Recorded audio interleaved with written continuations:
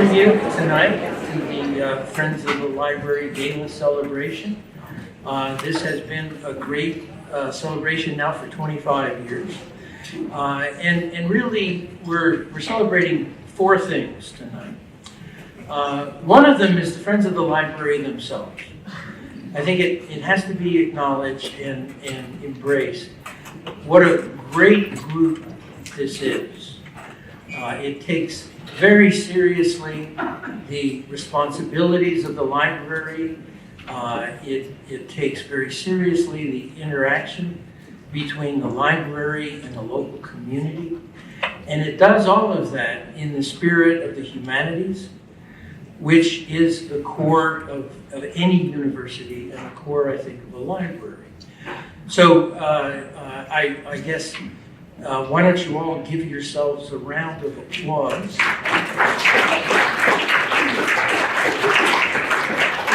Because Friends of the Library is one of the most significant events, significant groups, and tonight one of the most significant events of the year for the library. The second thing that we're celebrating tonight is Charles Kratz.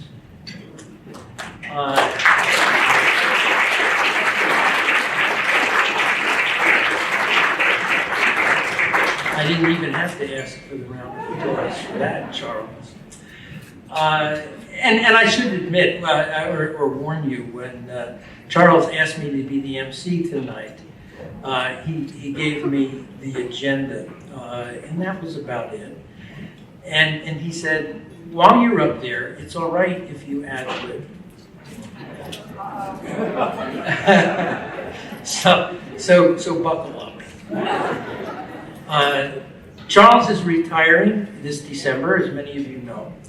And if you haven't already received the invitation, I'll extend my personal invitation to you to come to his retirement party on December 7th, celebrating his 28 years of exquisite service to the library and to the University of Scranton. Many of you probably were not here when we had the library in the old Alumni Memorial Hall. It was a very small library. It was very limited. The people that were there worked very hard to provide services to the university, but it was a very small library. You might ask, how small was it? Well, it was so small that to fit the books in the basement, they had movable shelves. And between the movable shelves, they had pads, so that if somebody was between two shelves and was standing on the pad, the shelves couldn't move because you didn't want anybody crushed. Well, that was actually, at that time, with enrollment management, that was considered student retention.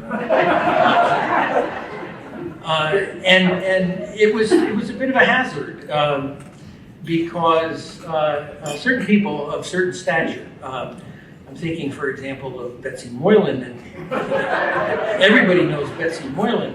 When she would walk into the basement and go between the shelves, she had to bring books with her to make sure that the machine knew that she was there. Charles moved us, basically, from that building and that size and sophistication of a library to the Weinberg Memorial Library.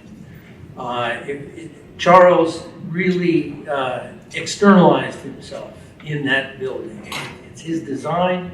He thought through all that we needed to have.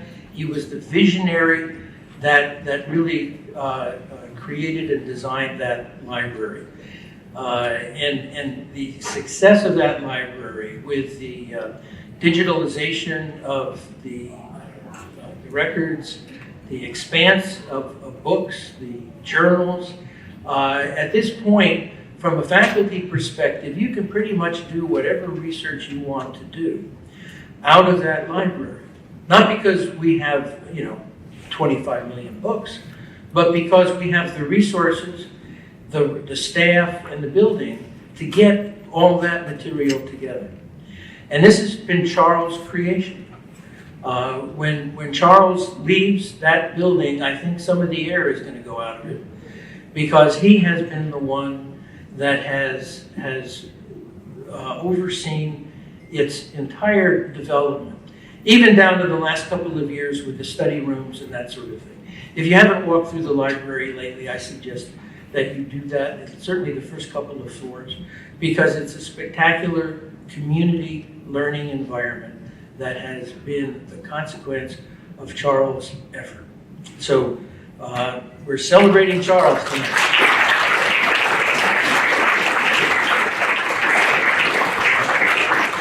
I'll also point out that in doing this, Charles has personality traits that none of us, of course, are aware of. And when he and I worked closely together for about 10 years, in the first review I had to do with Charles, I made, as it turns out, a mistake. Because I mentioned that I thought Charles was impatient. Now, I thought that was fine. You know, I thought it was sort of, all right, it was a little critical, but no big deal. When Charles and I get together for any more than 5 minutes, since then, and it's been, 15 years or so, he mentions it. He says, you said I was impatient. And at the moment that this all happened back then, we had a little to do. We had a little discussion. And you all know Charles. We did not end the discussion by agreeing to disagree.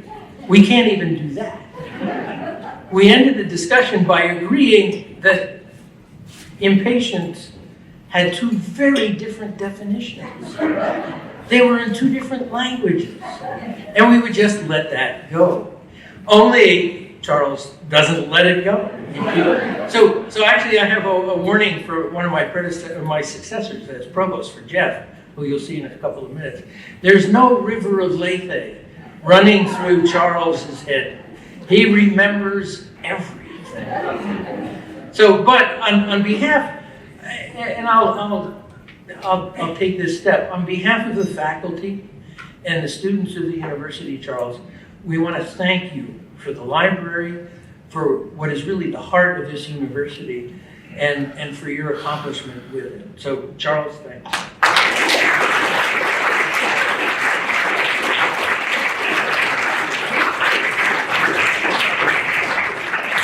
The third thing we're celebrating tonight, this is going to go on, is a wonderful author who has written a couple of wonderful books. First of all, she's deeply involved in the ancients. And from my perspective, anybody who takes seriously the ancients is a star to begin with. But she has also done that creatively, bringing to life folks like Circe, go figure, that we tend not to pay much attention to, and from a perspective that we tend not to pay much attention to. So we're here to celebrate then the creativity of an author in the context, though, and this is important, the context of our history of Western civilization, which has its foundation in the ancients. So that Circe lives again, Odysseus lives again, Achilles in the earlier book lives again. And that's critically important for the fourth thing I think that we're celebrating tonight, which in general is the humanities. The humanities is how we define ourselves. We've spent 2,500 years minimum figuring out who we are, and we're still doing it. And it is the work of tonight's author, Madeline Miller, that keeps that discussion and keeps that self-examination alive. So all of this is connected. The Friends of the Library, Charles' work, Madeline Miller's work, but all of us together living the civilization of the West are struggling with all the fundamental questions that have been discussed endlessly for 2,500 years. And so tonight is basically a celebration of the humanities and a celebration of the human effort, certainly our human effort, to discover who we are.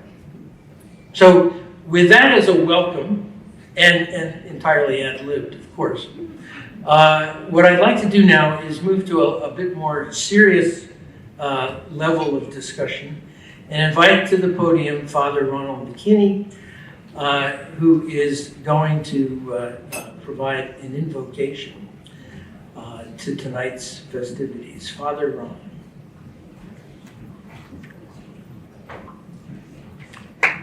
I will try to be as irreverent as Dr. Bailey. Let's bow our heads.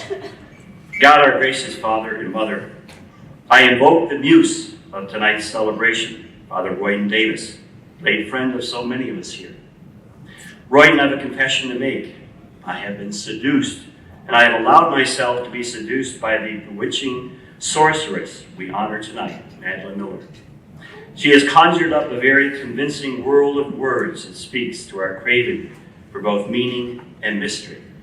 She's made only one mistake, however. She actually imagined we would fall for the outrageous idea, spoiler alert, that a God could ever desire to become a mere human being.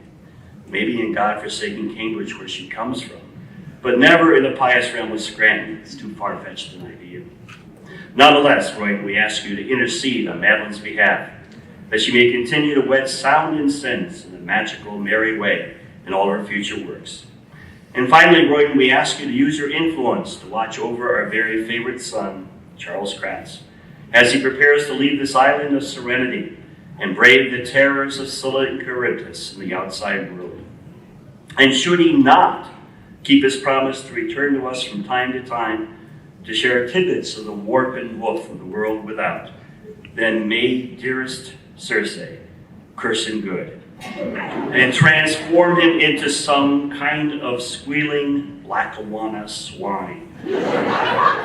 But don't despair, Charles, because you'll be wallowing in the muddy walls of our dearest Weinberg Memorial Library, because for you, as an avid reader, that's not such a bad thing at all. Amen.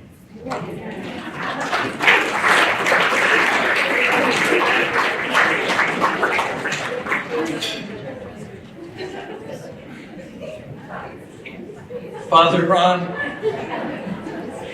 I have a phone call here for you from Pope Francis, who didn't like the way you treated pigs, much less Charles. The next speaker is a successor of mine who's already received some grief from me. But it's Jeff Gingrich, the provost of the University of Scranton, and the chief financial, wouldn't he wish, the chief academic officer. So please welcome Jeff to the podium.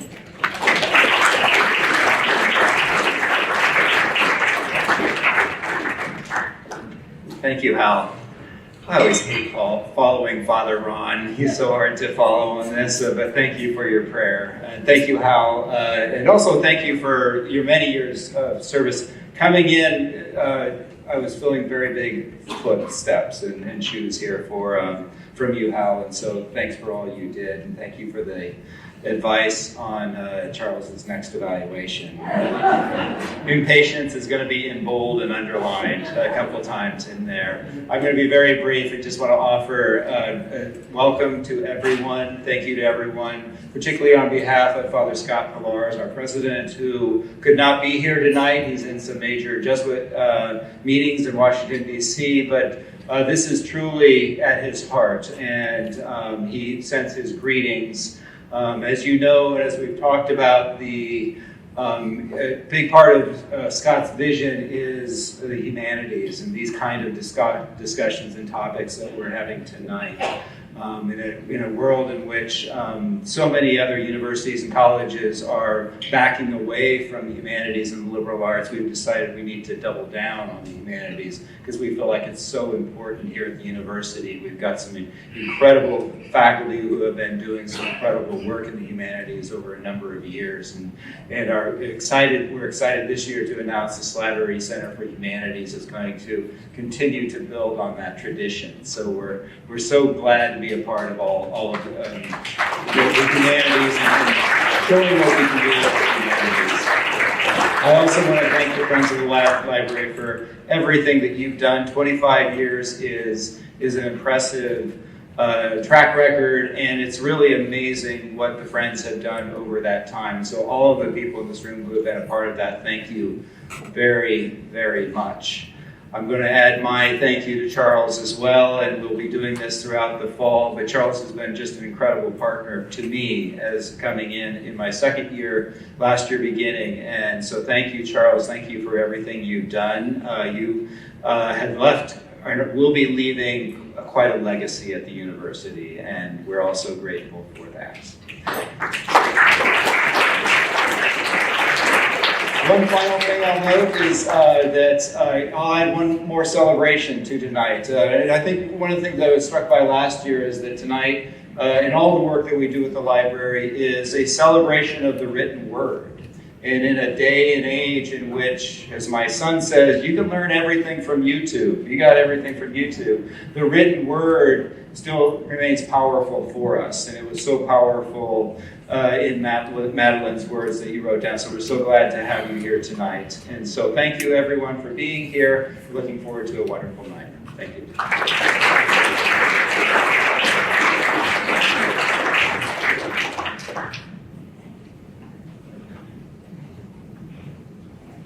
Thanks, Jeff. Now we're going to break the heat. Now that you've been welcomed. The next speaker is someone not well known, nor well celebrated, but he is well prepared, I'm sure. No, my thing here, the opening remarks are offered by somebody who doesn't know he's offering the opening remarks, Charles Kratz himself. So welcome to the podium, Charles.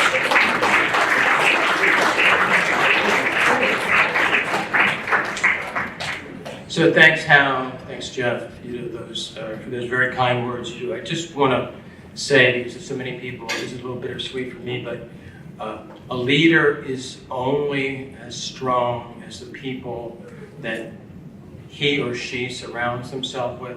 And I have been fortunate to be surrounded by an extraordinary library faculty and staff, extraordinary Friends of the Library, and an extraordinary university community.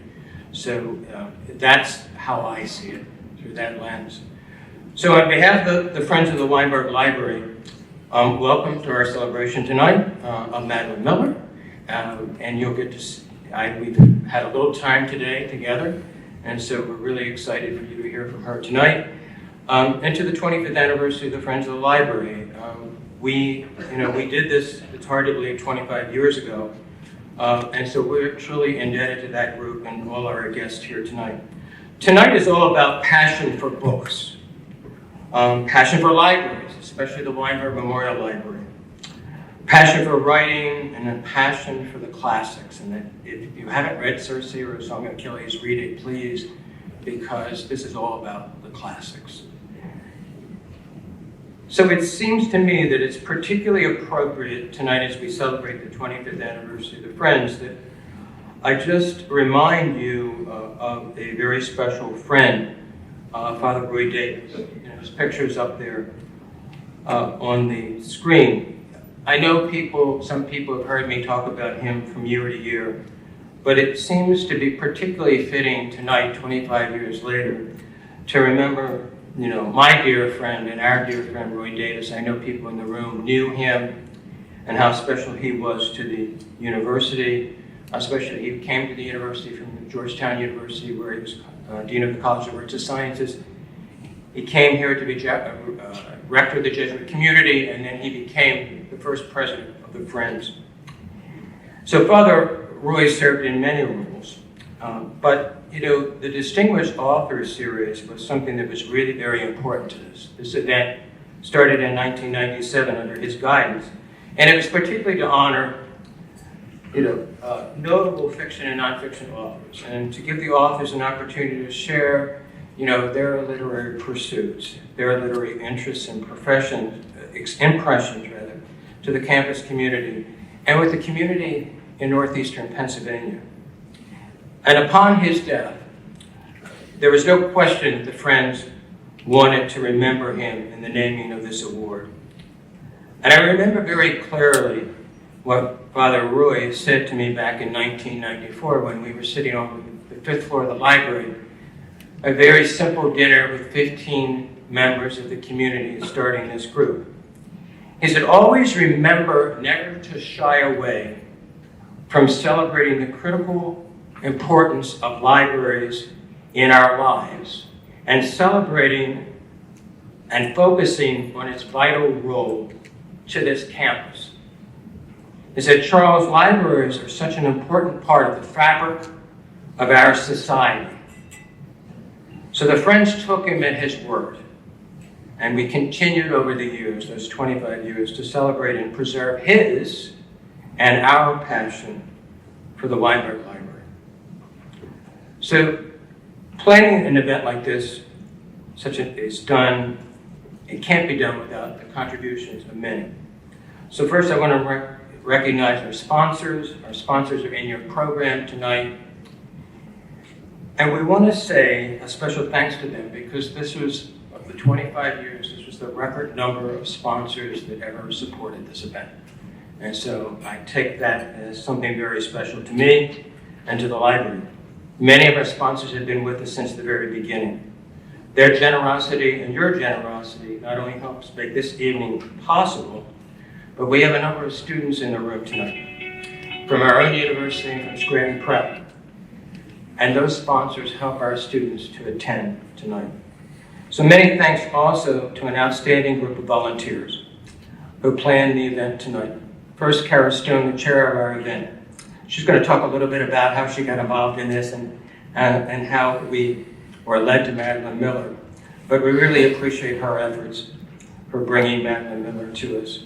Her planning committee, who are noted in the program, Mary McDonough, our president, who's going to speak in a couple of minutes.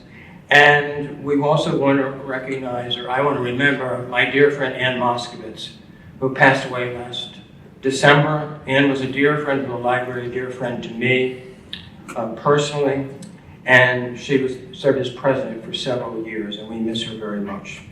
And thanks finally to my office staff, led by Kim Fetzko. We couldn't do this evening without Kim.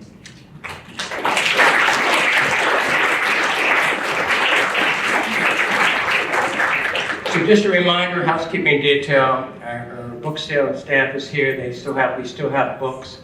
So get a copy of Circe. At the end of the evening, Madeline, I'm sure, will be happy to sign a few more books. So what makes this evening so special for the University Library and its friends? It's simple. We get a wonderful opportunity like this to take a few minutes away from everything that's going on around us, to celebrate the true craft of writing. Tonight, we honor Madeline Miller and welcome her to our campus and to our northeastern Pennsylvania community. Madeline, we celebrate the stories that you tell in such a searing, absorbing, and poignant way, and how eloquently you weave together your roots and your imagination. You have such a way with words. It's absolutely impossible not to be engaged in your storytelling. Circe is so interesting because at its core, it's an exploration of the voice of women in Greek mythology. For me, that's what brings this whole novel together, is Circe's character. She's a woman who has done maybe some not nice things, but remains enduringly human. And I personally, when I read the novel, was swept away with your passion for the character of Circe. I always liked to peruse in advance of our celebration what other readers are saying about your works. And on a favorite site of mine, Goodreads, one of your recent readers, very recent, said, you do, quote, you do such an amazing job developing this character, weaving her thoughts into the narrative without manipulating us into feeling a certain way, keeping the narrative wide, yet keeping it focused around Circe. Throughout this novel, I've developed such a deep level of admiration for both the author and this character. I feel that this character will stay with me forever. Close quotes. The importance of the story, a story staying with you, all of us forever, is what I think about when I read your novels. And when you think back, I'm sure everyone in this room has had one of those moments when they've done a reading and they said, that story is going to stay with me forever. Madeline, thank you for the opportunity to have this special look into your world and to coming here and visiting us tonight at the University of Scranton. Congratulations from the university, from the Friends of the Library, and from all of us here tonight.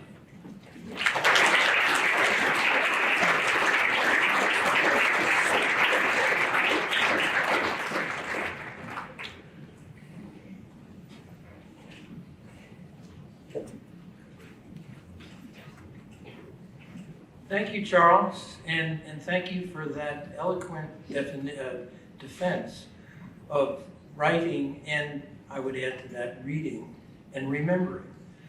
I'd like to now ask Mary McDonald to come up to the podium. She is president of the Friends of the Weinberg Library, and will have a few remarks to make about the quality and dedication of that group.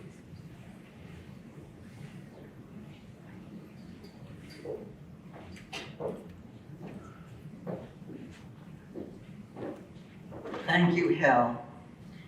I was asked by Charles that I should tell you something about the Friends of the Library. And I said, oh, I don't know. Maybe I don't want to forget anything. Would you just write a few remarks down for me? And just so I don't miss anything. So he gave them to me. And I thought, wow, this is interesting. But unfortunately, Charles, everything that's been said in the last 5 speakers is in all your remarks. So you're very fortunate. I don't have very much to say. But I will say that some of the remarks are interesting.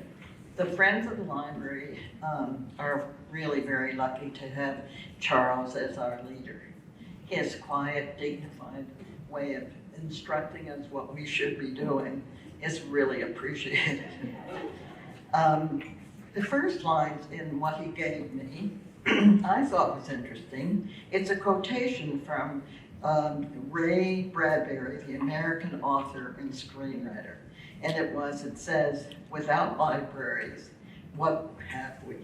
We have no past, we have no future. And I agree with that. This year marks such a significant milestone for the Weinberg Library, for our dedication for the Friends. The 27 years ago, in the fall of 1992, a new state-of-the-art Weinberg Library welcomed the Scranton students onto this campus. We have the new library had a modern technology. It had expanded shelving capacity. Then in the June of 1994, 25 friends gathered together in the Heritage Room on the 5th floor with Father Roy Davis. Excuse me, I unfortunately have some allergies tonight. But anyway, we decided he was very good, and he said, we need your help. Would you help us? And we all said, of course, what can we do? So what we have done is support the library the way best we can. And in some, we've also been able to raise over 25 years, over $1 million for a foundation, for which we supply the library with a lot of these little extra things that they need, books that the staff members would like to have on their shelves, with the deans of the various organizations decide that they want to have on our shelves. And we're happy to help because we know that this is the center of our community, this is the center of the library, and we have learned a lot from our participation in this organization. I wanted to speak about Charles, but unfortunately, Hal said everything I wanted to say, Hal, you have said. So anyway, I just want to say thank you so much for coming tonight. It's been a lovely evening. I've enjoyed it. I hope you have. And it's wonderful being part of this night. So thank you very much.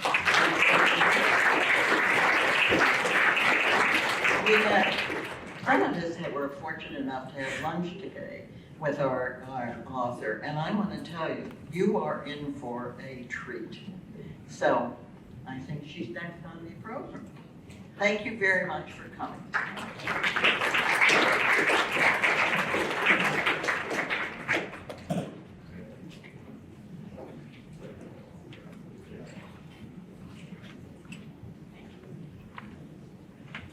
Mary, as you walk back to your seat, you carry the baton for the 26th gathering of the Friends of the Library.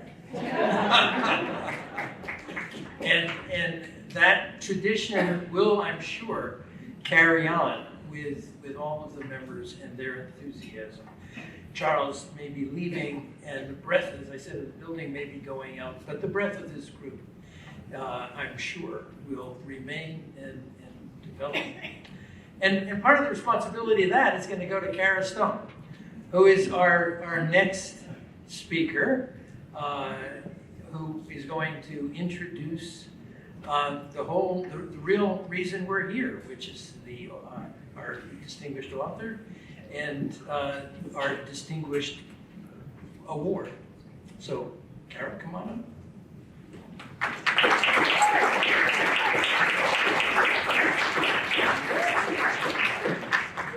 Thank you. We're delighted to have internationally known author Madeline Miller with us tonight to receive the 2019 Royden B. Davis Distinguished Author Award from the University of Scranton's Friends of the Weinberg Memorial Library. Madeline Miller's latest book, Circe, inspired by the mythological enchantress in Homer's Odyssey, became a #1 New York Times bestseller and is currently shortlisted for the Women's Prize for Fiction. The novel won the Indies Best Choice Adult Fiction of the Year Award, the Indies Choice Best Audiobook of the Year Award, the Red Tentacle Award, an American Library Association Alex Award, and the 2018 Elle Big Book Award. And then, HBO recently announced their plans to turn her book into an 8-episode series.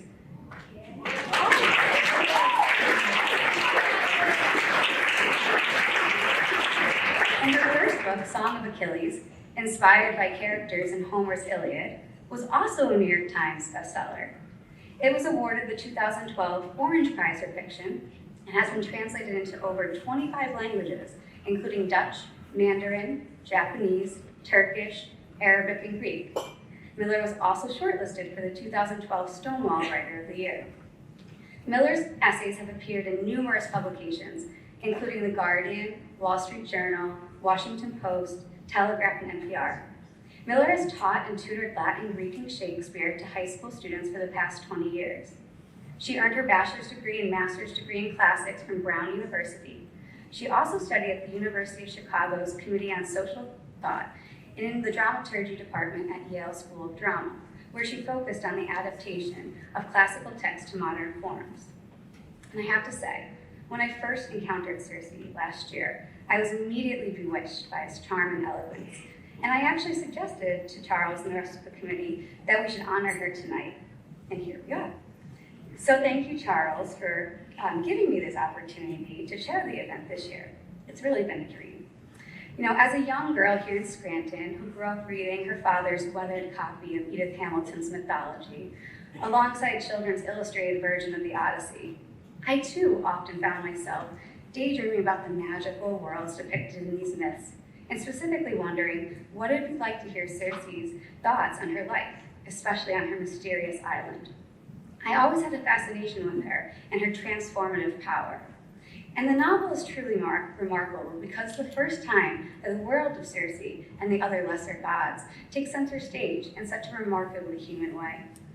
In her interview with Erica Funke, Miller describes her frustration with, quote, Circe's flatness of character in the original epic, end quote. For after all, she says, she was the first witch in Western literature. I think we could all agree she deserves a little bit more credit. So Miller finally gives Circe the voice and agency she deserves, while weaving a narrative that retains the vibrancy of the original, along with a new and certainly timely twist. Through Miller's retelling, Circe receives her long overdue chance to tell her side of the story that's been missing for centuries. Miller, much like Circe, is an enchantress of prose who can speak previously unheard ideas into life, whereby capturing audiences all over the world. So now it's my distinct pleasure to invite Provost Jeff Gingrich, Dean Charles Kratz, and Professor Madeline Miller to the stage.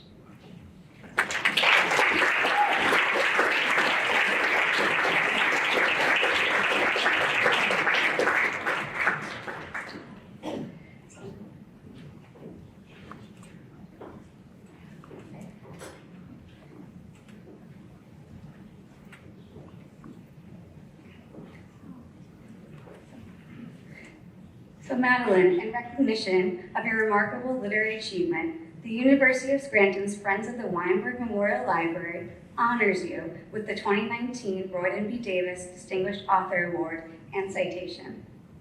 The citation reads, quote, the Royden B. Davis Distinguished Author Award presented to Madeline Miller, noted author. The quotation from Jesuit poet Gerard Manley Hopkins, quote, I have found my music in common word, end quote. On the citation, which is dated 5th of October 2019 and signed by Mary McDonald, President of the Friends of the Weinberg Memorial Library, and Charles E. Kratz, Jr., Dean of the Weinberg Memorial Library and Information Fluency. Please join me in congratulating Madeline Miller.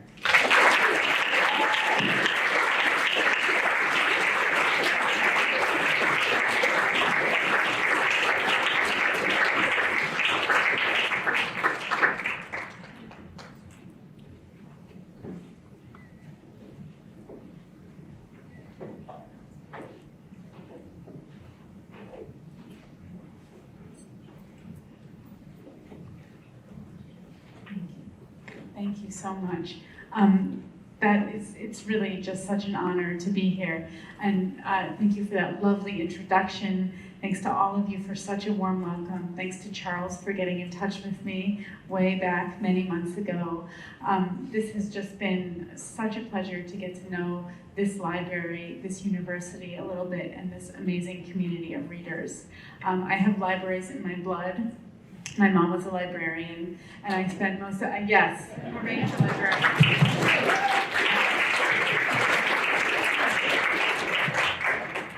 And I spent a lot of my childhood in libraries. So I know a good library when I see one, and this one is really extraordinary. So Charles, I didn't know you were retiring this year, but you have obviously created a wonderful, wonderful thing. And this community has supported it so wonderfully. So congratulations to the Friends of the Library, and thank all of you for what you do to support libraries.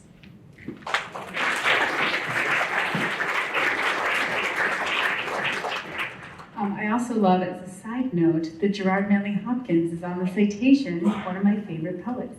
I didn't know that he was going to be on that. So I want to start by reading two very short sections from the novel. Then I'm going to speak a little bit about how I came to write the novel, and then I'm going to take questions. And I like to start in particular with the reading because the Iliad and the Odyssey, Homer's two great works, really came out of oral tradition. And they were originally things that were told and retold down through the centuries, performed by bards, and they were only written down later. And so I wanted both my novels, because they're coming out of the Homeric tradition, to have an oral presence. So that always seems like a good way to kick things off. Circe in mythology is famous, or perhaps infamous, for turning Odysseus' men into pigs in the Odyssey. She is a goddess, the daughter of the sun god Helios, and she's also a witch. She is born a goddess, but she makes herself into a witch. And the first section that I'm going to read comes from after she has been exiled from her father's eternal halls and landed on the magical island of Aiaia, where later on she will encounter Odysseus and his men and turn them into pigs. And she is just in this section discovering her witchcraft.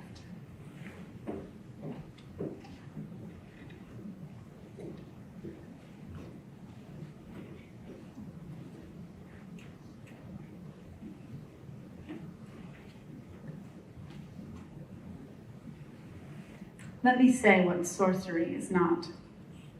It is not divine power which comes with a thought and a blink. It must be made and worked, planned and searched out, dug up, dried, chopped and ground, cooked, spoken over, and sung. Even after all that, it can fail, as gods do not. If my herbs are not fresh enough, if my attention falters, if my will is weak, the draughts go stale and rancid in my hands. By rights, I should never have come to witchcraft. Gods hate all toil. It is their nature. The closest we come is weaving or smithing, but these things are skills and there is no drudgery to them, since all the parts that might be unpleasant are taken away with power. The wool is dyed not with stinking vats and stirring spoons, but with a snap. There is no tedious mining. The ores leap willing from the mountain. No fingers are ever chafed, no muscles strained. Witchcraft is nothing but such drudgery.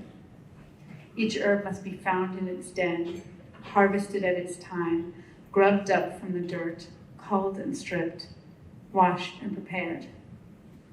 It must be handled this way, then that, to find out where its power lies. Day upon patient day, you must throw out your errors and begin again. So why did I not mind? Why did none of us mind? I cannot speak for my brothers and sister, but my answer is easy. For 100 generations I had walked the world, drowsy and dull, idle and at my ease. I left no prints. I did no deeds. Even those who had loved me a little did not care to stay. Then I learned that I could bend the world to my will, as a bow is bent for an arrow. I would have done that toil 1,000 times to keep such power in my hands. I thought, this is how Zeus felt when he first lifted the thunderbolt.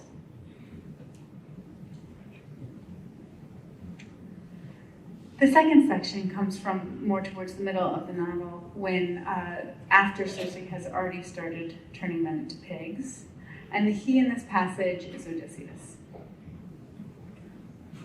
He asked me once, why pigs? We were seated before my hearth in our usual chairs. He liked the one draped in cowhide, with silver inlaid in its carvings. Sometimes he would rub the scrolling absently beneath his thumb.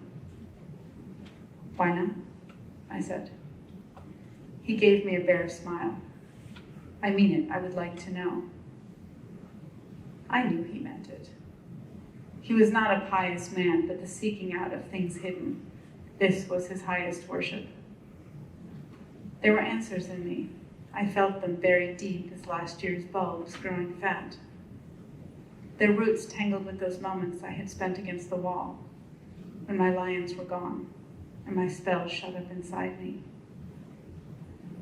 After I changed a crew, I would watch them, scrabbling and crying in the sty, falling over each other, stupid with their horror. They hated it all, their newly voluptuous flesh, their delicate split trotters, their swollen bellies dragging in the earth's muck. It was a humiliation, a debasement, They were sick with longing for their hands, those appendages men use to mitigate the world. Come, I would say to them, it's not that bad. You should appreciate a pig's advantages. Mud slick and swift, they are hard to catch. Low to the ground, they cannot easily be knocked over. They are not like dogs. They do not need your love. They can thrive anywhere, on anything, scraps and trash. They look witless and dull, which lulls their enemies, but they are clever. They will remember your face. They never listened. The truth is, men make terrible pigs.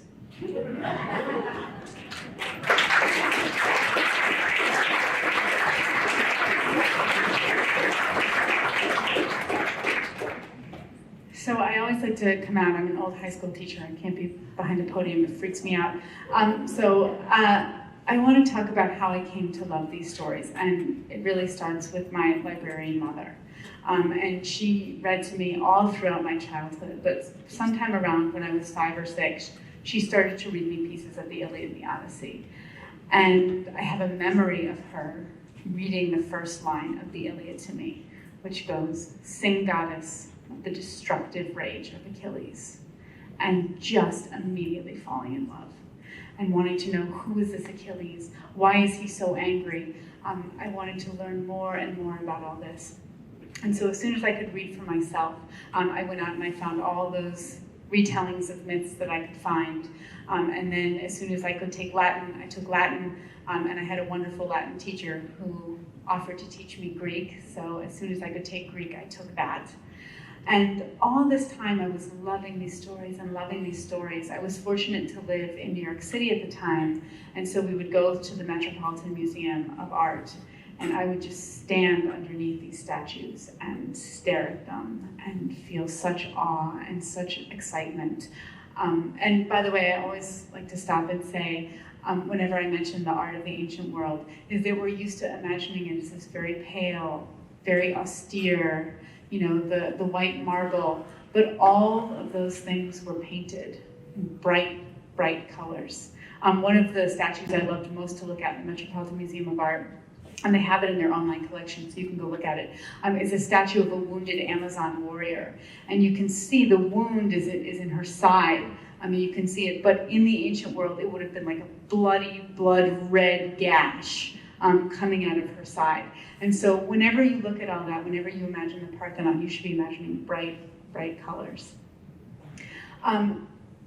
So I continue to sort of love these things. And I think what really, when I think about what really caught me about them, it was the fact that these felt like really human stories.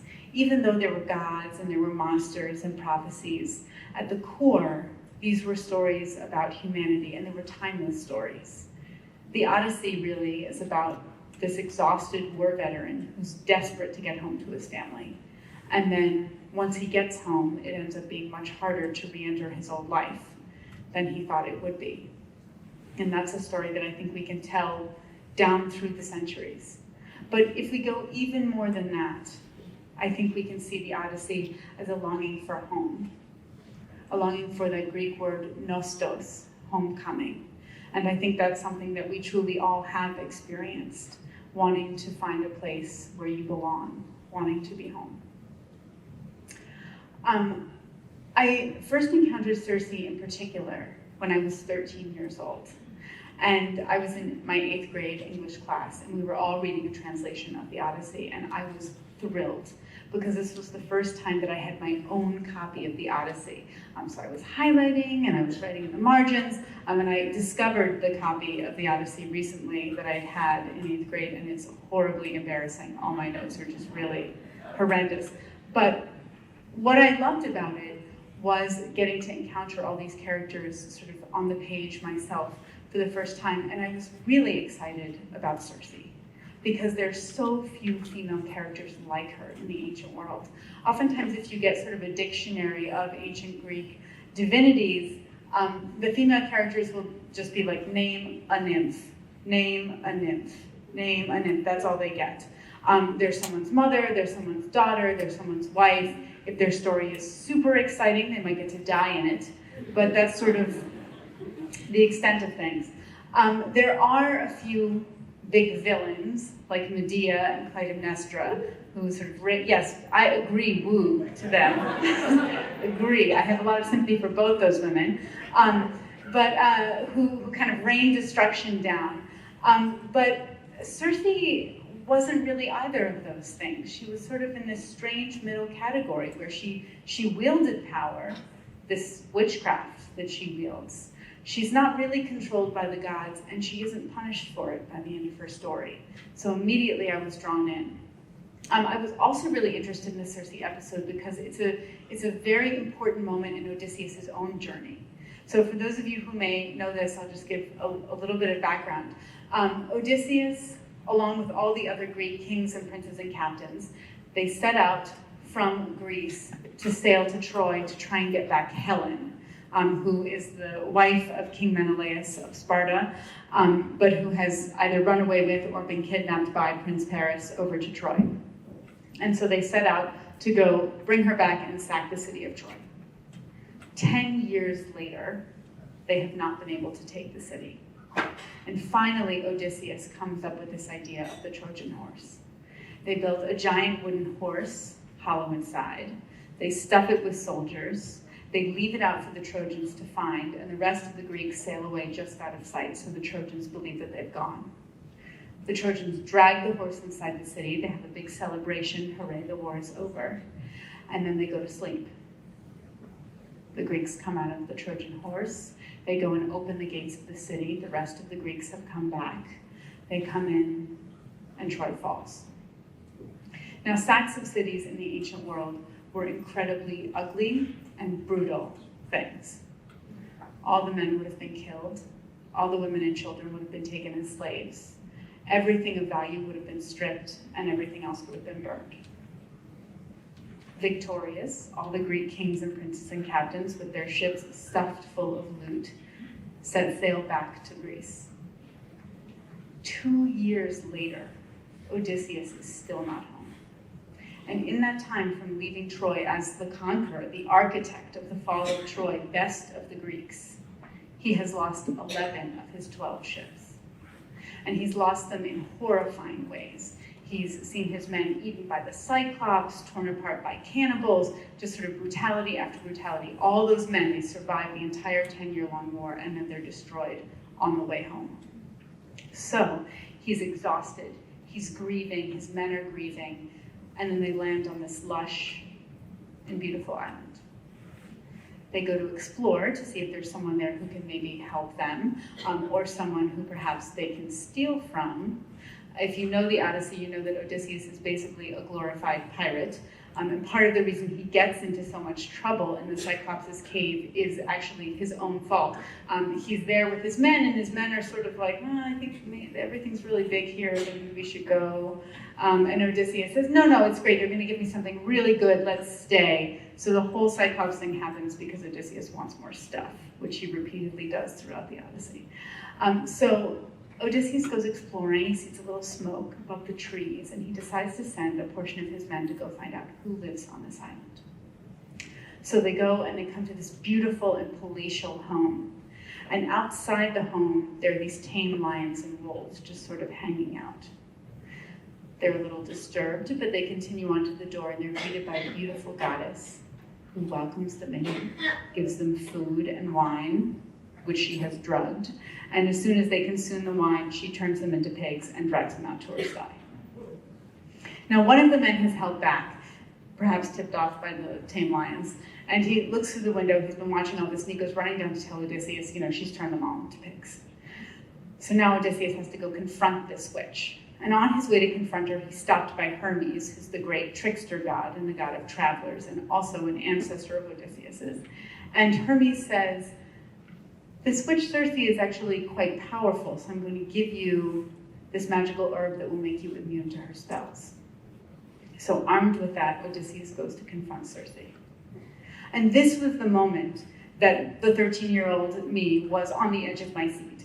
because I wanted to know what's going to happen next. You know, he's smart and complicated, she's smart and complicated, there's going to be an exciting scene, there's going to be a battle of wits, there's going to be all this banter, you know, what's going to happen? But what actually happens in the scene is that she tries to turn him into a pig, it doesn't work, and he pulls his sword on her, and he threatens her. And she screams and falls to her knees and begs for mercy and invites him into her bed in like one breath. And I was enraged at the time. I was incredibly disappointed because I thought, you know, that's it? Is that all that this really interesting female character gets? She has to literally be put on her knees in front of the male hero. You know, the phallic sword also, we had a very good English department. We knew all about phallic symbols. That did not escape my notice. And I just thought, you know, can't we just keep the camera on her a little bit longer? And I didn't know that that very strong feeling would eventually become a novel many decades later, but I think that was the seed. Now, I ended up going on and studying classics in college and in graduate school, so I returned to Circe many more times because my specialty was ancient literature, particularly ancient epic literature. And as I returned to Circe as an older student, I actually noticed something completely different, which is that she has gotten a very unfairly bad reputation in later literary versions of her. She actually often gets put in that category with Medea and Clytemnestra as a really bad villain, a man-hater, you know, the temptress at the center of her web, luring men in. But that's really not the Circe that Homer gives us. So after that moment where she kneels, they do in fact become lovers. And then she says to Odysseus, I see that you and your men are exhausted. Stay on my island and heal as long as you need to. And Odysseus takes her up on it. And he and his men stay on her island, hosted in, you know, high divine style for a year. And at the end of that year, Odysseus actually doesn't want to leave. It's the only place that he doesn't want to leave in all his travels throughout the Odyssey. His men have to come to him and they say, you know, are we going to get going? Do you remember Ithaca and Penelope, your wife, back at home? And he's like, okay, yes, I'm ready. I'm ready to go. And he goes to Circe and he tells her he's ready to go. And Circe says, okay, here's what you need to know. And she starts sort of giving him this incredibly specific knowledge that he needs for his journey ahead. She tells him that the first thing he has to do is call a dead prophet out of the underworld. And she gives him the sacrificial animals for it. She gives him the dimensions of the pit he has to dig to, you know, put the sacrificial blood into. All this incredibly, very specific witchy knowledge that you basically couldn't get except from a witch who had a necromancer brother. And then she goes on, he goes and does that, and he comes back, and she goes on to give some more advice. She tells him how to get past the two famous monsters, Scylla and Charybdis. Scylla with her 6 heads, who comes down and grabs one man in each mouth as you travel past, but you have to go that way because Charybdis is on the other side, the giant whirlpool. And if you go too close to her, she'll take the whole ship and everyone will die. So she says, definitely stay close to Scylla. She tells him how to get past the sirens, the women with their enchanting voices, the bird women who sing a song that makes you mad, and then you turn your ship and crash it on their rocks, and then sometimes they eat you, depending on the story. She says, put beeswax in your men's ears, and you'll be carried safely by the sirens. And she goes on, and she says, but you, Odysseus, you can leave your ears free and tie yourself to the mast, and then you will be able to say that you heard the siren song. And that detail kept sticking with me as I thought about Circe, because it shows, in my opinion, so much insight into her character. She is a very wise person, and she really understands Odysseus. Odysseus is the most curious man in ancient literature. Of course he wants to know what the siren songs sound like. And he's also the great storyteller. Of course he wants to go home and say, I'm the only man who's ever heard the siren song and lived. You know, he's gonna dine out on that story for, you know, the next 30 years. And she understands that about him, that he's the great storyteller. And so she sort of gives him that as kind of a gift. I was also really intrigued by some of Homer's descriptions of Circe. He describes her in this very interesting way. He calls her the dread goddess. who speaks like a human. That word in the Greek is audeasa, speaking like a human. It's a little bit of a debated word.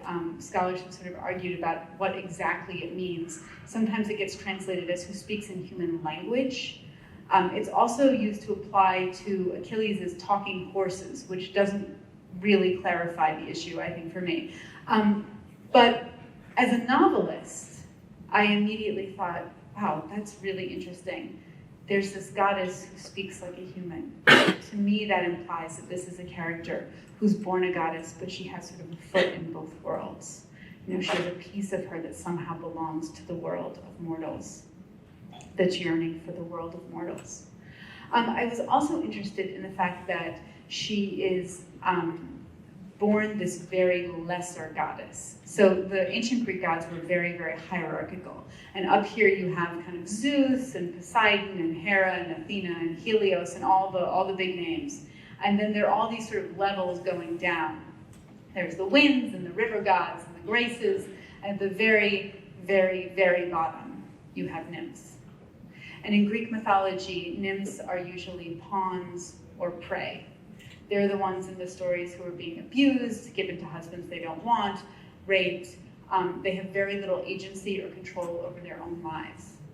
And so that's who Circe is born to be. But when we see her in the Odyssey, she has all this power that she has made herself. So part of what appeals to me about her is that she's a self-made woman and that she's an artist as well. Her witchcraft is her art. She's also an artist at the loom as well, but her primary art is her witchcraft. So that was very interesting to me about her. I loved that she had all this history that had absolutely nothing to do with Odysseus. She has all these associations in myth that are completely outside of the Odysseus story. So she's the daughter of the sun god Helios, which makes her related to basically every god in the Greek pantheon, but in particular to the Titans. So people like Prometheus, who brings fire and civilization to mankind. She's also the sister to Pasiphae, the queen of Crete, who is the mother of the Minotaur, which makes her the aunt of the Minotaur, a pretty interesting thing to be. And she's also the aunt of Medea, the other great witch in ancient literature.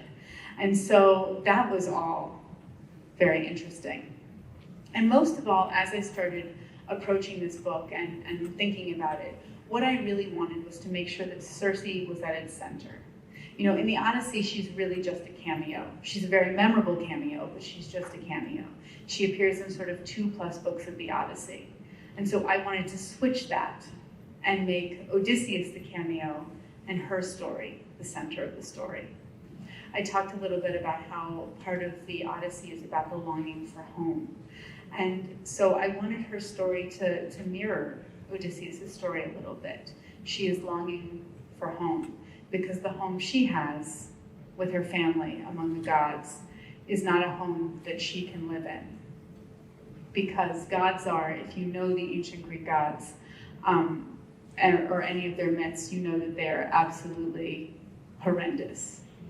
They are constantly petty and selfish and cruel. They hold grudges for generations. They will punish anyone just because they feel like it, and you can offend them, you know, basically for doing nothing at all. The classic story of the Greek gods that I always think of is the story of Artemis bathing in a moonlit pool. She's not even the worst of the gods. Bathing in the moonlit pool at night, naked. And a hunter happens upon her and sees her naked, which is forbidden. It doesn't matter that he didn't mean to. It doesn't matter that he's sorry. She has him turned into a deer and torn apart by his own dogs. So that's Circe's family. And along with that sort of telling stories of humanity, for me, Circe's story was this very human story of someone who's born into a family where they really don't belong and is trying to get out. And what's the cost of getting out? Is it possible to get out? And where are you going once you are out? So that for me was always the core of Circe's story. Now there's a lot more I could say about Greek mythology, what it means to be a witch in literature, Odysseus, Achilles, Circe, Penelope, all these things, but I'm going to pause and see if there are questions because I want to talk about what you actually want to hear about. Yes, and I can repeat the question too. I have a comment, and that is that you have just summarized one of the all-time best-known stories in 5 or 10 minutes and made it come off the page from all of us. Thank you, thank you, thank you. Oh, thank you. Thank you so much.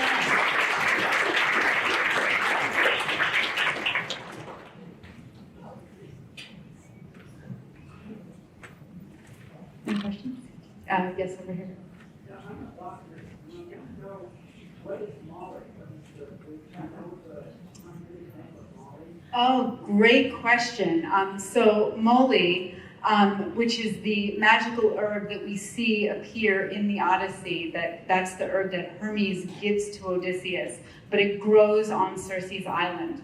It has been hotly debated. This person was asking, he's a botanist, was asking, what is moly really?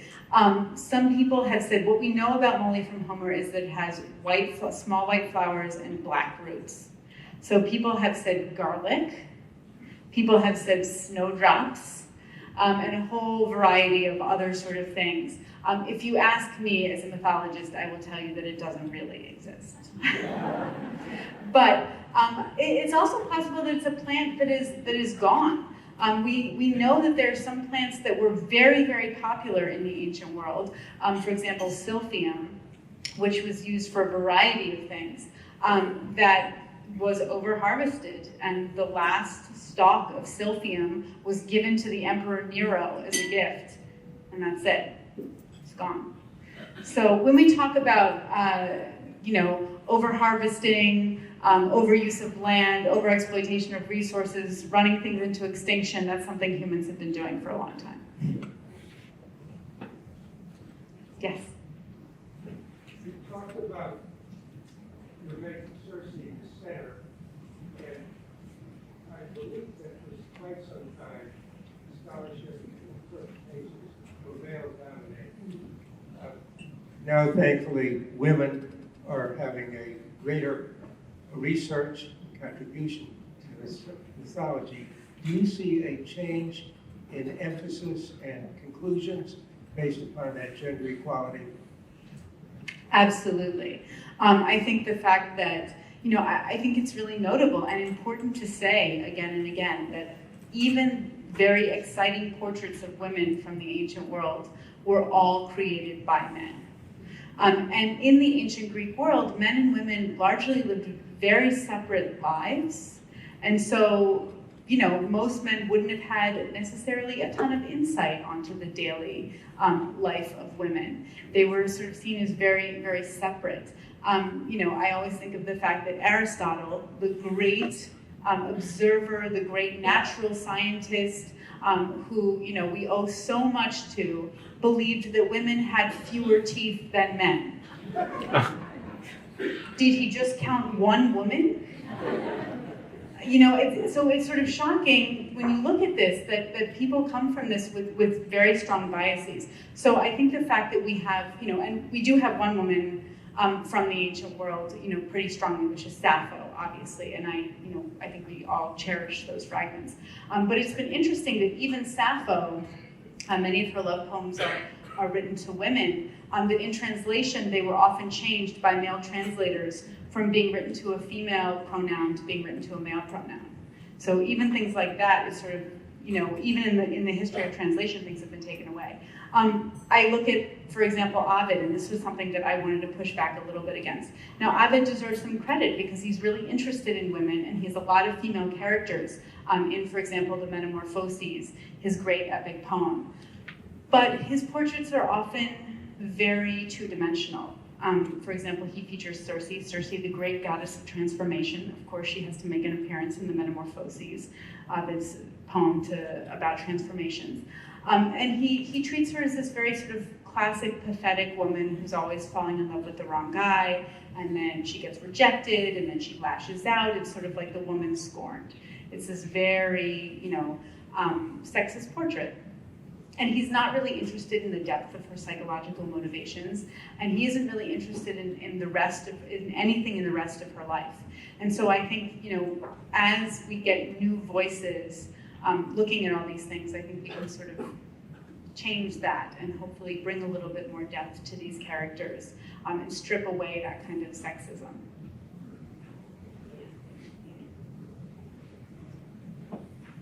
Any questions? Yes.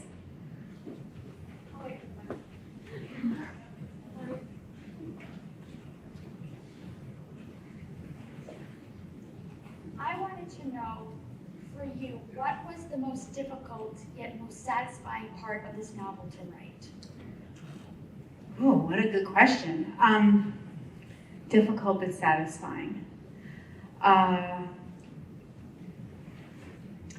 think I would say, I think I might say the Medea scene. I was very aware, so in writing Circe, there were kind of 4 major myths that I was using from the ancient world and everything else I was making up. But the Medea scene was one of the myths that we have about Circe. It's in Apollonius of Rhodes' Argonautica. Medea and Jason, famous for the Golden Fleece, have fled Medea's father, whom Jason has stolen the Golden Fleece from, and Medea has helped. They've done a variety of horrible things, including chopping up Medea's brother into little bits and throwing him over the side to slow her father down in pursuing them. They arrive on Circe's island looking for penance because they have sort of blood pollution on them from doing this horrendous thing. And Circe, not really knowing who they are, offers them penance and purifies them. And so I knew that I wanted that scene, of course. The 2 great witches, as I said, who happened to be aunt and niece as well. But it was a scene that I was very, I spent a lot of time thinking about because Medea is a very storied character. She's one of the characters whose story has been told and retold and retold. Obviously, there's some infamous pieces to it. Killing your own children is definitely, which is how her story ends. So I wanted to make sure that I was getting Medea right in a way that made sense for me. And eventually, so I wrote many, many, many, many drafts of that scene. And I think eventually what allowed me into her character was sort of 2, maybe 3 things. One was how young she is at that moment. She has just run away after helping, her father's enemy. And she has left behind her entire home. Everything she knows, she's gambled it all on Jason. And then the other thing, another thing that sort of let me into it was what a bozo Jason is. And what it would be like to be this person who is incredibly talented and incredibly smart, shackled to Jason. And then sort of the third thing I was thinking about is that, like Circe, Medea comes from, in my imagining of it, a very sort of traumatic and difficult background. And I think that there are a lot of different ways to respond to trauma. People who have lived through trauma as children or lived through abuse, I think oftentimes it makes people more empathetic, more willing to sort of say, I have suffered and therefore I see suffering in others and I want to help it. And that sort of is the path that Circe takes. But it's not everyone's path. I think Medea is coming more at the place of, I have been hurt so much and I've been taught to distrust so much that I will attack first rather than be hurt again, which is, another very natural, very human response. So I was sort of looking at the contrast between the 2 of them. And some of that I think very much comes out of Medea's youth. And Medea was also interesting to me because she is the great foreigner in the ancient world. Her father, Aeetes, comes from Colchis, which is on the edge of the Black Sea. And part of why she's such an outcast once she and Jason end up back in Greece is that she's from someplace else. The ancient Greeks were very xenophobic and very sort of pro-Greek and anti-things, particularly from the East. So not only is she a witch, but she's a foreign witch, which is sort of the worst thing you could possibly be. So what it means to have left your family and be going to this place where they're going to hate you.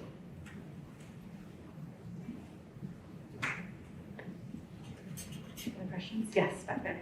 So, I don't know about you, but when I read the Iliad and the Odyssey, I kind of got this portrait of Odysseus as your archetypical male hero. So he makes a lot of mistakes, he never takes responsibility, he never seems to learn from them, he's very chauvinist.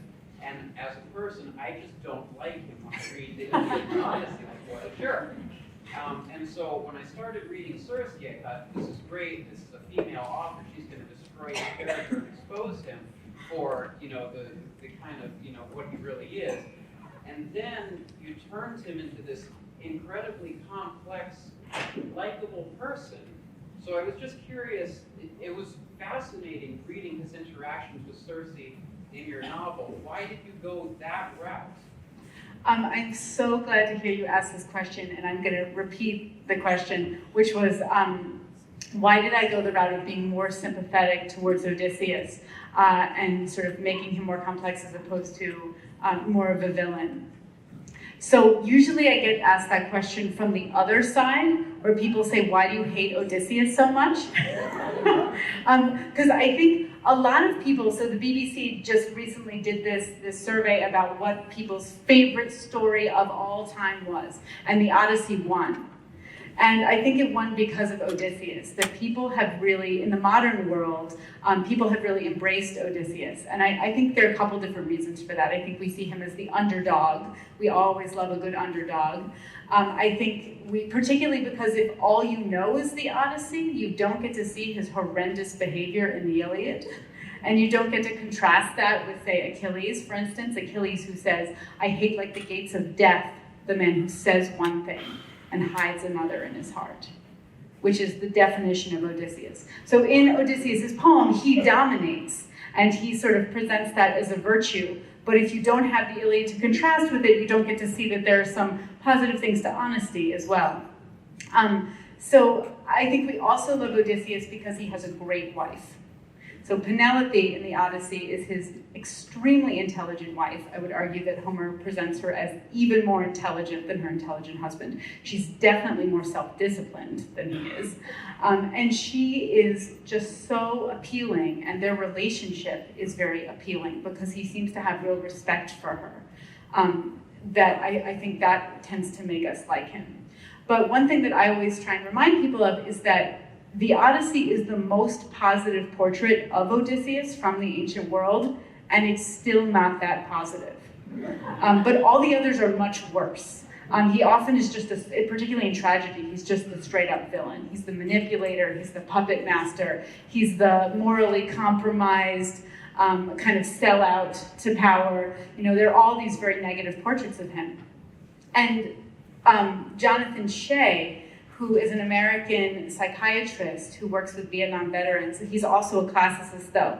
Has written a number of books about sort of classics and war veterans, and one in particular called Odysseus in America, which if you're interested in this topic, I would highly recommend it. It's very interesting. He puts pieces of the Odyssey up against pieces of narratives from Vietnam veterans, and sort of is looking at some of these timeless experiences that people have. But one of the things that he does is sort of a funny thing in an appendix, is he analyzes Odysseus as a leader from the American military perspective. And he tears him apart.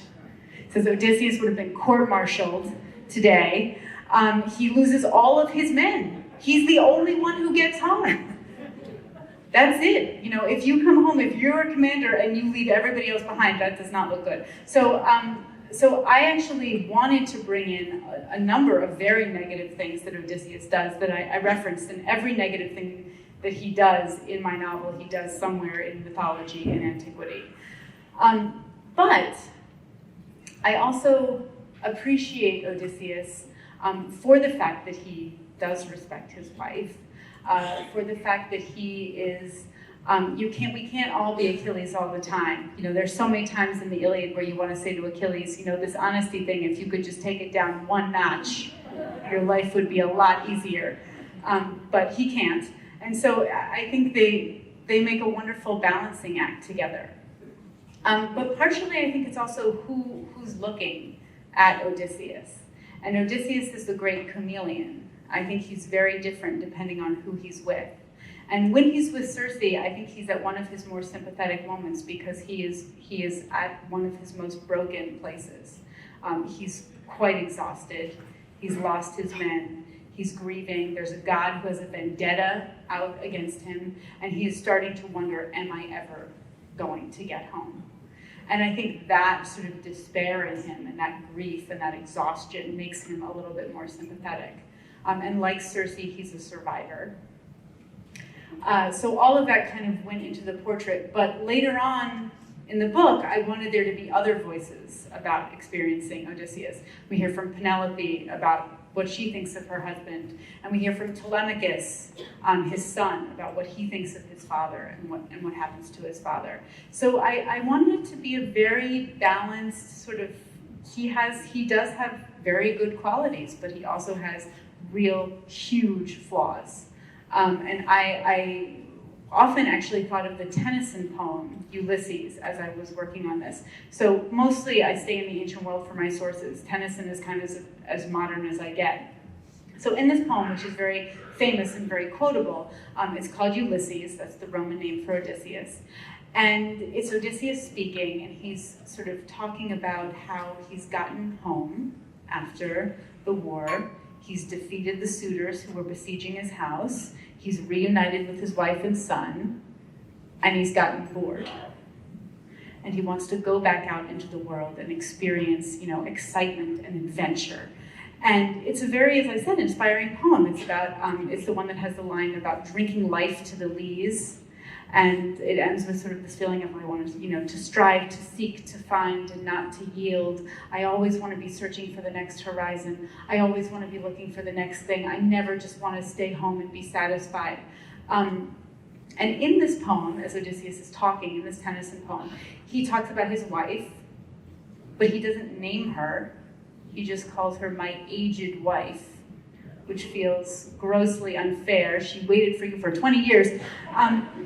And he also talks about his son Telemachus, and what he says about Telemachus, his son, is he says, Telemachus is boring and Ithaca's boring, so that's great. He can stay home and be in charge, and I'll go out and have an adventure. And the more I sort of thought about this poem, the more I thought that person would be so difficult to live with. And so that very much went into my portrait of Odysseus as well. And I mentioned Vietnam veterans a little bit, and the experience of soldiers. And one of the things that sometimes we have sort of realized happens along with the more classic PTSD that we're used to talking about is the fact that there are some people who are really, really good at war. And they do a really great job. It speaks to all their talents. And it's hard for them to go home again. And for me, that was sort of Odysseus, my Odysseus, is that he is really good at what he does.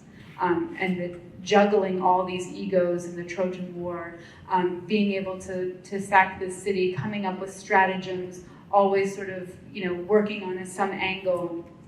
He's good at all of that. And what would it be like to go back home and just have goats and olive groves once you've been best of the Greeks? So that was something I thought a lot about with Odysseus' character. So but if you read Song of Achilles, you'll see a very different Odysseus because it's a very different time in his life, but also it's a very different person looking at him. And Patroclus sees him much more as an antagonist than Circe does. And I think it's partially because of the way Odysseus acts towards Patroclus and what he wants from Patroclus. So I wanted to capture a little bit of that chameleonic nature. But he is absolutely ruthless and capable of horrific things, and I did not want that to be lost. Yes?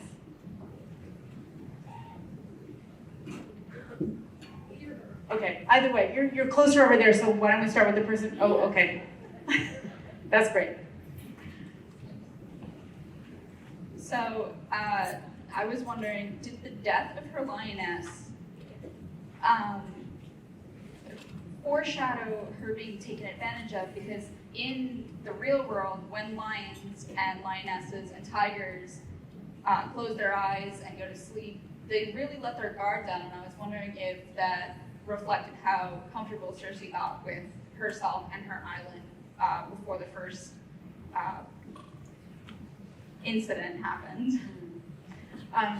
So I definitely wanted that to be a significant moment in Circe's life. She tames, the first lion that she tames becomes a very close companion, and the lion, I'm sorry, this is a spoiler, dies, because the lion is not a god, and it's very hard for Circe.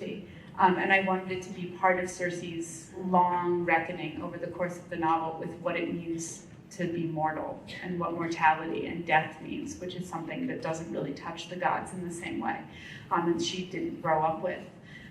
But in terms of looking at sort of, I mean, yes, I think she feels very alone after that. And one of the things, there's a sexual assault scene, or a rape scene in the novel.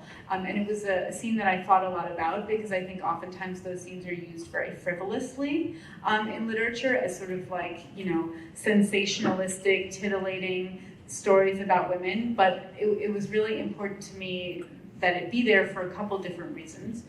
One is just the fact that I felt there needed to be a reckoning with the incredible number of sexual assaults in the ancient literature. It is everywhere, particularly in Ovid, I would add. And Circe lives alone, which means that she would be considered a target. She doesn't have a man surrounding her, she's fair game. So to have left it out would have actually felt a little bit like I was betraying the fact that this is a huge part of women's experience in the ancient literature.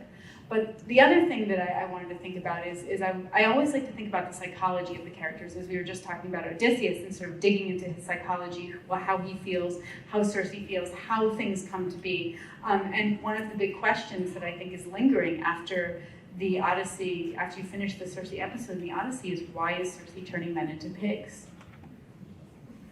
We don't know. Odysseus doesn't ask her, and Homer doesn't tell us. And it's treated in sort of later literature as in like, well, women, that's what they do. If they have any power, they'll turn you right into a pig. And it's not sort of explored as to why someone would start to do something that is actually quite extreme. And so those two things then became linked for me. That it seemed to me that something extreme would need to happen to you for you to then do something that extreme. And so her lion being gone is part of that vulnerability. Yes? Okay, so in both your books, you approach sexuality and mental illness in a way that the comprehension of it seems to equate to our modern comprehension of these topics, but you managed to put it in an ancient context without making it have a modern voice and a modern ideology, if you will. How do you manage that? First of all, thank you, because that's something that I think a lot about, because I think there's always a balance when you're approaching the classics, is that I truly believe that these ancient works are timeless, and that they speak to timeless truths about the human spirit. Technology has changed and culture has changed, but we have not changed. And we're still, making the same mistakes. We're still, loving and grieving and hoping and feeling despair and feeling rage and all of these things that are sort of eternal human experiences and eternal human emotions. But at the same time, I always want to be balancing my classicist side. It's always saying, but there were things that were different. That were culturally very different, the way they would have looked at certain things, and trying to just preserve that. And so I'm a huge, I read the section about Circe discovering her magic, and trying and failing, which is also sort of another later part of that. That's very much, I didn't mean for that to reflect my writing process, but it definitely does. I'm a big editor, so it's always just reading and thinking about it and trying to make sure that I have that balance right. That I'm keeping it grounded in the way things would have been looked at in the ancient world, while bringing in the psychology that to me is always just latent right beneath the surface. I mean, the talking about PTSD in particular in the ancient world, that's something that a lot of people are doing nowadays, not just Jonathan Shea, but other classicists. There's, I forget what it's called, It used to be called the Philoctetes Project, but I think they decided that name was not helpful for spreading the word. But Philoctetes is one of my favorite plays, so that's how I remember it. So anyway, but it's a project where they have veterans put on particular plays from the ancient world that deal with that kind of trauma. And so I think it's just a balance. There's no easy formula for it. It's just trying to be aware of both those things at the same time. Yes? So, to wrap this up, talk a little bit about how the working theater has impacted your writing. Sure. And then what you're doing next. Sure. So the question was, how has my work in theater impacted my writing? And then what am I doing next? It has completely impacted my writing. I feel like I learned so much from theater. So I'm also a director of Shakespeare plays, and I didn't realize that all these years that I was directing Shakespeare plays, I was actually also taking writing classes, but that's what those plays were. They were also storytelling classes and writing classes. And I think they helped me in a number of ways. One of the ways they helped me with is that has to do particularly with Shakespeare, which is that when you are directing Shakespeare, most people who are coming, particularly if you're doing something like Hamlet, know how the play ends, or at least they know that there's going to be like a pile of bodies on stage at the end. They know that this is not going to be a happy story. And part of being a good director for a Shakespeare play is making it still feel new, so that when you get to the last act of Othello, you're saying, don't do it to Othello, even though you know he's going to. And I think that's really important with the myths too, because a number of people come to the myths knowing sort of some basic stuff about it, but you have to find a way to write it so that it feels new, so that hopefully they are saying, Patroclus, don't put on that armor, in key moments. So I'm not sure how I learned that, but I feel like I practiced that over and over again with Shakespeare plays, is focusing on the journey of the characters and their emotional arc, and making sure that we're immersed in their emotional arcs so that that end, it's not really about the twist ending, it's about sort of how you get to that inevitable end. So that's a piece of it. I think it also helped me a lot with my secondary characters. So for example, if you're directing King Lear, which is one of my favorite plays, you have a whole host of, 100, it's usually not 100, unless you have a very, very big budget, 100 knights in the background who are in all the Lear scenes. And you have all these actors who are standing there playing these knights, and you can't just tell them, like, just stand there and don't cause a problem. They can't play that. And it becomes immediately obvious to the audience if you're watching an actor who's in a scene, if they're not paying attention. And so each one of those knights has to have a motivation and some kind of characterization and something that they're thinking about in the scene. And even though they may not have any lines, they have to go on some kind of journey over the course of the play. Maybe they love Lear, maybe they hate Lear, maybe they're worried about something, but there's always something going on with them. They're not just this blank fill-in, cardboard cutout of a character. And so working with actors doing that makes me very aware of it in fiction, that I want my secondary characters, my side characters, my background characters to feel like, we're getting like a little glimpse of their life, but that there's a full life behind that glimpse. So I feel like that was something, it just made me very aware of that. And dialogue, I was just talking about this with Kara. I was terrified of dialogue for a long time. My very first draft of Song of Achilles had 0 dialogue in it. I mean, 0. Maybe one line, where someone shouted someone else's name. And I was very nervous about dialogue, which is funny because dialogue is everyone's favorite part of books. And I think working with plays really helped me get over that and realize, I listen to people talk all day long. So I can just listen and observe and think about that and see how back and forths and conversations play out on stage, and it helped me practice that. And when I rewrote Song of Achilles now, it was absolutely chock full of dialogue. And I think it was that experience with theater that helped me get over that fear. So what am I doing next?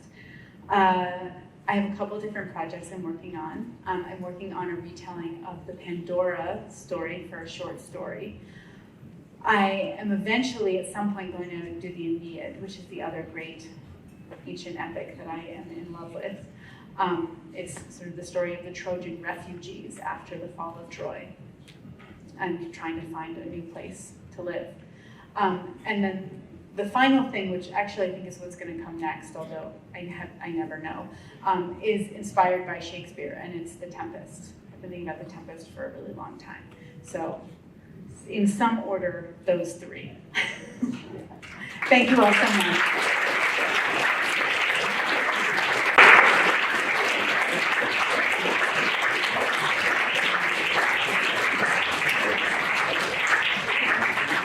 Thank you, that was fantastic.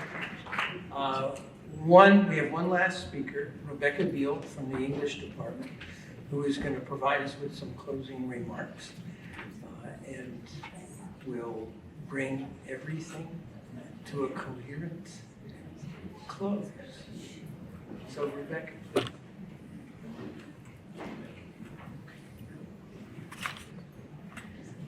So I think we can all say, if you haven't read it yet, you have to go get the book, right? You have to go get it and get it for your friends. Christmas is coming. It's time. This is just so much fun. Thank you so much for being here. Oh boy, in accordance with our principles of Jesuit and Ignatian education, we always want to express our gratitude. Thank you so much for the graces we've received tonight from you, both in this evening, in your remarks, and in the books that you've written. We've really appreciated that. So thank you, first of all, to Madeline Miller, artist, and I think I would add scholar. When I read Circe and the drudgery of her art, that's scholarship as well as creativity. So thank you so much for that. How lovely to find new ways of seeing our beloved classics all new again, to discover Homer's Circe. And I like Lombardo's translation. He calls her the dread goddess with richly coiled hair and a human voice. And those yellow hawk eyes, through which she sees the world as her father Helios never does, despite his bright, bright eyes. To see the old descent to the underworld replayed. I think of her Circe descending to Trigon, willing to endure an eternity of pain to save her child, and learning another lesson. If we are sick to death of this world, we should create another. Boy, isn't that a lesson for us all? To understand again why our evanescent existence matters. You know, wouldn't you think before you read Circe, oh, being immortal, wouldn't that be great? But by the end of this book, now what you say is, to be immortal is not great at all. No, our mortality, our humanness, our frailty is so wonderful. It's such a gift. Thank you for giving us that gift, Madeline Miller.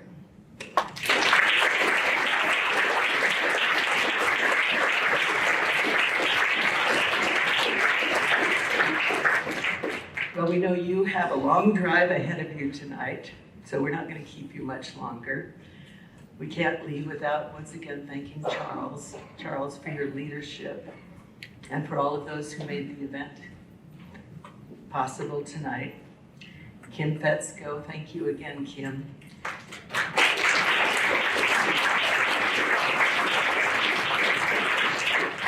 And finally, thank you all, friends of the library, readers, faculty, staff, friends of the university, and students.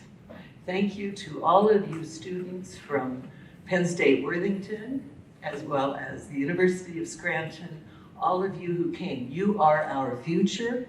You are the readers of the future, and we are so glad to welcome you among us. Thank you and good night.